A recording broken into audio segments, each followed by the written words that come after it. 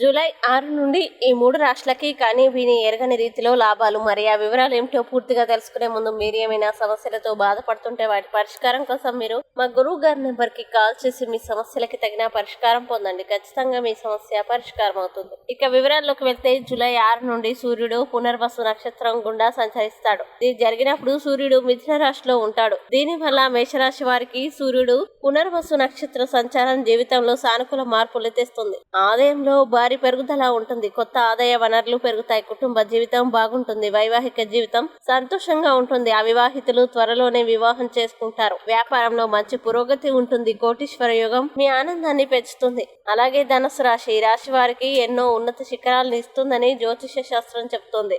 విద్యార్థులు చదువులో బాగా రాణిస్తారని తెలుస్తోంది. మంచి మార్కులు సాధించి విద్యను సాధిస్తారు. పనిచేసే చోట ప్రమోషన్, జీతం పెరిగే అవకాశాలు ఉన్నాయి. చిరకాల కోరికలన్నీ నెరవేరుతాయని తెలుస్తోంది. ఆస్తికి సంబంధించిన సమస్యలన్నీ పరిష్కారం అవుతాయి. మీకు గొప్ప యోగం లభిస్తుందని తెలుస్తుంది. కోటీశ్వర యోగం మీ ఆనందాన్ని పెంచుతుంది. వివాహం మరియు ప్రేమ జీవితంలో సంతోషం ఉంటుంది. అలాగే సింహరాశి వారికి సూర్య పునర్వసు నక్షత్ర సంచారం ప్రత్యేక ఫలితాల్ని ఇస్తాయి. గౌరవం పెరుగుతుంది. పనిచేసే చోట ప్రమోషన్ పొందే అవకాశాలు ఉన్నాయని తెలుస్తోంది.